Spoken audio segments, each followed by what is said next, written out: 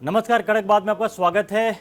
और आज एक बड़ी खबर फिर से गल्फ से ही आई है और खबर ये है कि ईरान ने अपना जो है सबसे खतरनाक मिसाइल,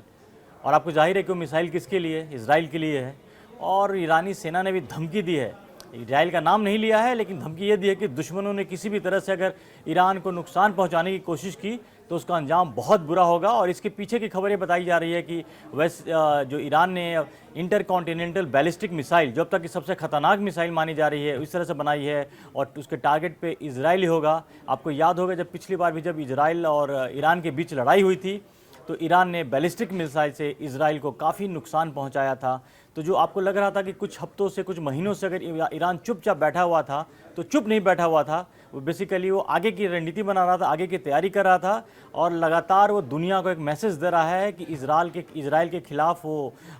तैयार रहने के लिए, लड़ने के लिए, खासकर मुस्लिम देशों को लगातार मैसेज भी ईरान दे रहा है। और अब ये खबर जब आई है, और साथ में खबर और भी है कि जो तेहरान में है वहाँ पर जो एयर डिफेंस सिस्टम है उसको भी एक्टिवेट कर दिया गया है। ये ऐसे संकेत हैं जिससे लगता है कि कुछ हो सकता है, कुछ बड़ा होने वाला है। या ईरान इजराइल के बीच में जो एक सीज फायर चली थी पिछले जून के बाद 3-4 महीने से सीज फायर थी, वो कहीं ना कहीं उसमें कुछ गड़बड़ी होने का या टूटने का आसार दिख रहे हैं। क्योंकि ईरान अब लगातार कुछ न कुछ अपने बयानों से संकेत दे रहा है और संकेत बड़ा साफ है, क्योंकि इजराइल के खिलाफ ईरान चुप तो नहीं बैठने वाला है। बिल्कुल। और ये जो आईसीबीएम की बात है, दरअसल इसकी अगर 12,000 किलोमीटर तक अगर आप तैयार हैं, अमेरिका को अगर आप टारगेट पर ले रहे हैं, तो इसका मतलब है आपने बड़ी रणनीति तैयार कर ली है। हालांकि अब तक के बात ये समझी जा रही थी कि जो आपस के मसले हैं वो इजराइल के लगातार हमले हो रहे हैं, गाजा को लेकर की उसकी अपनी रणनीति है, ईरान जो है वो पीछे से उन्हें लगातार सपोर्ट भी कर रहा है। लेकिन अब ये जो आर पार की 12 दिनों की जो जंग हुई थी ईरान और बिल्कुल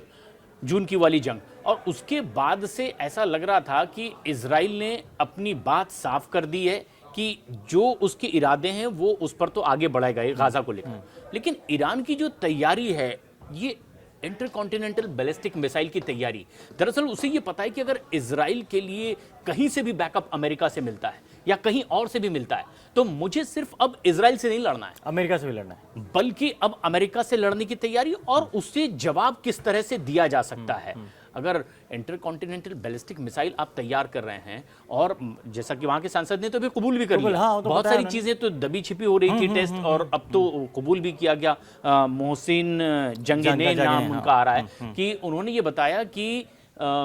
ये शायद 18 तारीख की बात है, क्योंकि 20 तारीख को उन्होंने एक टीवी चैनल को इंटरव्यू दिया। शहरों के में आसमान में देखे गए थे वो धुआं, इस टाइप के जो चीजें सोशल मीडिया पर भी चीजें आ गई। अभी तक ईरान ने इसको ऑफिशियली कंफर्म नहीं किया है। हाँ। लेकिन जिस तरह की चीजें आ रही हैं, संकेत, अगर आप बताइए कि अगर एयर डिफेंस सिस्टम तेहरान का एक्टिवेट कर रहे हैं, इसका क्या मतलब, क्या संकेत है? एक तरफ आपके सांसद ये बोलते हैं कि हम दुश्मनों को आगाह कर रहे हैं, तैयार कर रहे हैं, और इंटरकॉन्टिनेंटल बैलिस्टिक मिसाइल बनने का मतलब ही है। वैसे भी देखिए कि ईरान के पास पहले से भी बैलिस्टिक मिसाइल काफी उन्नत किस्म के हैं, और उन्होंने पिछली बार दिखा दिया जिस तरह से जो इजराइल की उनके आसमान को भेद करके जिसे डैमेज किया था, तो उससे इजराइल को काफी नुकसान भी हुआ था। बिल्कुल। तो ये इस तरह की अगर बातें अगर सामने आ रही हैं तो कहीं ना कहीं पर, क्योंकि देखिए पूरी दुनिया का फोकस क्या है, ईरान के परमाणु कार्यक्रम पर। अमेरिका दबाव बना रहा है कि किसी एटम बम ना बना पाए। तो मुझे ये लगता है कि सारा जब ध्यान कोई हामी ईरान ने अब तक नहीं की है, लेकिन उसका काम लगातार जारी है। अब तो ये सीधे सीधे कह दिया गया है कि अगर इस तरीके से हमारे ऊपर दबाव बनाया जाता रहा, तो हम जिस तरह से अब तक के कहते थे कि आइए प्लीज देख लीजिए, चेक कर लीजिए, अब तो हम इस पर भी रोक लगा लेंगे। मतलब सीधे सीधे ये कि अब हम मर्जी के मुताबिक हथियार तैयार करेंगे। और ये सीधे तौर पर है मुस्लिम देशों को एक साथ रख करके, एकजुट होकर के उनके खिलाफ तैयार करने की रणनीति, जो इस्लाम के खिलाफ माने जाते हैं अपनी धार्मिक मान्यता के हिसाब से या फिर पावर के हिसाब से। और उसमें अगर अमेरिका बढ़ चढ़ करके ऐसे लोगों को, खासतौर पर इजराइल को अगर सपोर्ट कर रहा है,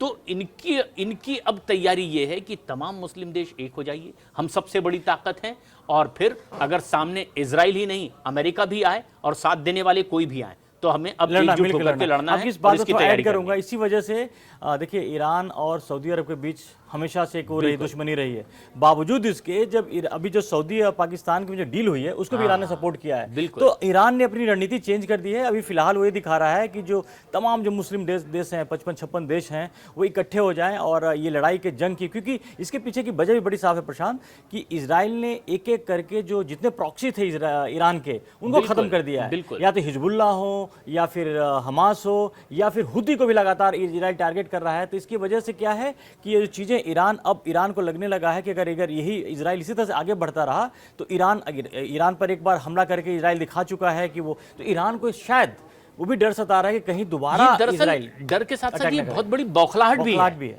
कि अगर उसको बार बार चिताया जा रहा है, हिदायत ये दी जा रही है, तो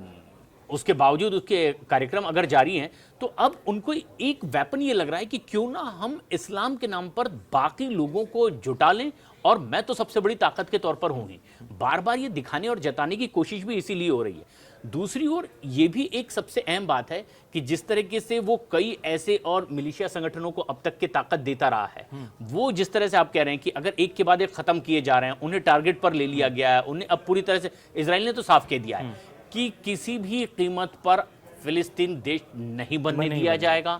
और हमास को पूरी तरह से खत्म कर दिया जाएगा। ऑलमोस्ट खत्म कर भी दिया है। और इसीलिए अब तो उन बड़ी इमारतों पर इसीलिए भी हमले किए जा रहे हैं क्योंकि माना जा रहा था कि वहीं से वो टारगेट साध रहे थे, वहीं से उनका ऑब्जर्वेशन था कि इजराइल किस तरीके के, और अब तक की वो ग्राउंड लेवल एक्टिविटीज शुरू नहीं हो रही थी, लेकिन अब सिपाही वहां पर जंग करने शुरू कर चुके हैं क्योंकि कई ऐसी और जगह जहां पर ये छिपे हुए, और सीधे सीधे ये माना जा रहा था कि ईरान एक बड़ी ताकत के तौर पर उन्हें सपोर्ट कर रहा है क्योंकि वहां बहुत कुछ बचा नहीं था, एक तरीके से वो कब्रिस्तान में तब्दील हो गया। देखिए ना, इसके बाद हुती को भी जिस तरह से घुस करके यमन में हमारा अंदर घुस करके उसके प्रधानमंत्री के समेत कई मंत्रियों को मार दिया। खाद पानी ईरान से मिल रहा है, ईरान से मिल रहा था। तो ईरान के जो प्रॉक्सी को एक एक करके जो इजराइल ने खत्म किया, ईरान चुपचाप बैठ करके बौखलाहट तो ऑब्वियसली बौखलाहट होनी है, तो ईरान को फिर से एक बार डर लगने की, पिछली बार भी कुछ ऐसी हुआ था प्रशांत कि जब ईरान पर जब हमला किया इजराइल, उससे पहले उसने हिजबुल्लाह को काफी हद तक डैमेज किया, गाजा में लगातार हमले करता रहा, तो उसके बाद ईरान पर आया। तो इस बार ईरान का एक डर ये भी सता रहा है कि जिसने अपने प्रॉक्सी अपने एक तरह सेफ्टी बैंड की तरह काम करने वाला था कि चलो इजराइल को इंगेज करने के लिए, अभी आप कल ही हुतियों ने फिर इजराइल पे वो मिसाइल मारी, वहां से मारी, तो कहां से मिसाइल आ रहे हैं, वो एक इंडिकेशन होता है। तो सब हर किसी को पता है कि जो हुती के पास जो मिसाइल हैं वो ईरान से मिलते हैं और हुती लगातार इजराइल पे हमले कर रहा, वो भी तब जब इजराइल घुस करके यमन में हुती का प्रधानमंत्री और बाकी मंत्रियों को मारा है। तो हालात तो बड़े संकेत बड़े साफ साफ दिख रहे हैं। और ये एक्चुअली ना ये भी हो रहा है कि अंतर्राष्ट्रीय स्तर पर किस तरह से रणनीति बनने लगी, ये उसका भी दरअसल असर है क्योंकि बार बार ये हो रहा है कि रूस अकेला लड़ रहा है और रूस के खिलाफ उधर दूसरे मोर्चे पर अगर हम देखें तो 32 देश एक साथ आ गए हैं, नेटो के, यूरोपियन यूनियन के आ गए हैं। अमेरिका तो बार बार स्टेटमेंट चेंज कर रहा है, लेकिन अब तो उन्होंने कह दिया है कि किसी भी सूरत में बस रूस को रोको, मैं बाहर से भले ही समर्थन कर रहा हूं, कोई सपोर्ट नहीं कर रहा हूं वैसे, लेकिन आप लोग एकजुट हो जाइए क्योंकि आपके अब बहुत काले दिन आ गए। और ऐसे में रूस ने उन लोगों को निशाना बनाना शुरू कर दिया है, स्ट्रेटेजी शुरू कर दी है। अब इसी तरह की स्ट्रेटेजी इस मोर्चे पर भी देखी जा रही है। अब ये जब साफ तौर पर दिख रहा है कि किस तरह से हुथियों पर और हमास के जितने भी ऐसे मिलिशिया और लोग हैं उन लोगों को खत्म करने के लिए अब जब वो ईरान के ऊपर सीधी जिम्मेदारी आ रही कि तुम ही इस तरीके से उन्हें बरगला रहे हो, बढ़ावा दे रहे हो, पूरी ताकत दे रहे हो, तो उसको पता है कि कभी भी हम पर हमला होगा ही होगा। वही बात है कि और ये उसकी तैयारी इधर ये उसके बाद एक्चुअली ये पूरी इक्वेशन इसलिए बदला है प्रशांत, जब कतर पे हमला किया, कतर के अंदर घुस करके हमास पर जब अटैक किया इजराइल ने, तो उससे एक संकेत साफ चला गया कि, और ईरान तब से ईरान बहुत एक्टिव है, मुस्लिम देशों को लगातार वो कह रहा है कि भैया अगर हम आज खड़े नहीं होते हैं तो फिर हम इजराइल वो हमें खत्म कर देगा। इस मैसेज के जरिए पूरे मुस्लिम वर्ल्ड को इकट्ठा किया जा रहा है। एक तरफ अमेरिका के राष्ट्रपति डोनाल्ड ट्रंप भी गाजा को लेकर के बड़े वो साफ तौर पे इजराइल का साथ दे रहे हैं। तो अब लगता है कि शायद इनका जो पेशेंस है जवाब देने लगा है। तो मुझे लग रहा है कि ये तो कभी भी भड़क सकता है। ईरान की जो पहले से इच्छा रही है कि वो जो मुस्लिम देशों को लीड करे, एक लीडर के तौर पे सामने आए, तो इस जंग को वो उसके लिए भी उस लेवल पे ले जा रहा है, उस लेवल पे ले जा रहा है, दिख रहा है ऐसा, क्योंकि वो बार बार ये जता रहा है कि एक तरीके से ये हमला इस्लाम पर हमला है, और अगर आप भी इस्लाम के फॉलोअर हैं तो एक इस्लाम के फॉलोअर को सपोर्ट करना भी आपका धर्म बनता है। बिल्कुल। और इस नाम से उसे ये मौके के तौर पर इस्तेमाल करना चाहता है, इसी नाम से वो सबको तैयार भी कर रहा है। और इसीलिए आपने जो कहा कि पहले जो पाकिस्तान के साथ में सऊदी अरब की जो डील हो गई है, अब तक के भले ही कुछ नहीं कह रहा था, लेकिन वो इसीलिए कि ऐसी घड़ी में जब बड़ी वॉर छिड़ जाएगी तो इस्लाम के नाम पर क्यों ना हम खामोशी साध करके अपना साथी इन्हें बना लें। तो ये चीज़ें बहुत बहुत साफ दिख रहा है। पूरी दुनिया के लिए खतरनाक इसलिए भी है कि एक तरफ रशिया यूक्रेन की वजह से यूरोप पर जो वो बढ़ता जा रहा, लग रहा है, ऐसा लग रहा है कि फैल कर कहीं वो ना सारे यूरोप पे ना वो रशिया हमला कर सकता है, क्योंकि जर्मनी और फ्रांस भी इसके लिए तैयार हो रहे हैं। दूसरी तरफ अगर ईरान भी दोबारा अगर तैयार हो रहा था, गल्फ और बहुत डिस्टेंस नहीं है, अगर आप ज्योग्राफिकली भी देखें तो गल्फ और यूरोप में बहुत डिस्टेंस नहीं है। उसमें टर्की भी काफ़ी अग्रेसिव, काफ़ी सक्रिय है और वो वहाँ पर जाकर वो कश्मीर का मुद्दा भी छेड़ा। तो ये जिस तरह के ये जो वर्ल्ड ऑर्डर में और जो देश तैयार हो रहे हैं, इससे बड़े संकेत मिल रहे हैं और संकेत इस बात के मिल रहे हैं कि ये जो लड़ाई है, ये लड़ाई बढ़ेगी, घटने की कोई संभावना नहीं है। क्योंकि रूस यूक्रेन को लेकर के जिस तरह से डोनाल्ड ट्रंप का बयान आ रहा है, जिस तरह से नेटो का बयान है, यूरोपियन देशों का बयान है, और अब ईरान भी अगर इस तरह से वो होता है तो ये जो चीज़ें हैं ना, अगर ये 1 और 1 2 नहीं होगा, 1 और 1 2 20 हो जाएंगे, क्योंकि ये जो पूरी दुनिया को तबाह करने वाली स्थिति बनने वाली है। और ऐसा दिख रहा है कि जो हालात हैं वो दिनों दिन बद से बदतर होते जा रहे हैं। और ईरान लगातार अपनी परमाणु बम की तैयारी में अंदर ही अंदर लगा हुआ, अंतर्राष्ट्रीय स्तर पर लगातार ये बात इस बात की सुगबुगाहट है। भले ही वो ये कह रहा है कि नहीं, ऊर्जा के क्षेत्र में ये काम हो रहा है, ऊर्जा के लिए हो रहा है, लेकिन ये बात अगर ऐसा नहीं होता तो क्यों B2 बम वर्षक से उसी ठिकाने पर हमला किया गया होता, जो अमेरिका को भी घातक लग रहा है कि अगर यहां लगातार काम होता रहा तो ये इतनी बड़ी ताकत बन जाएगा कि पूरी दुनिया के एक हिस्से को इससे खतरा पैदा हो सकता है। तो इससे यही है जो दिख रहा है, वो सबके सामने दिख रहा है कि और ईरान के पास भी अगर परमाणु बम होता है तो ईरान तो पहले ही जग जाहिर कर चुका है कि जिस तरह से इजराइल और अमेरिका के प्रति नफरत है वहाँ पर। खामनेई ने कई बार बोला हुआ है कि इस्लाम के 2 सबसे बड़े दुश्मन हैं, वो हैं इजराइल और अमेरिका।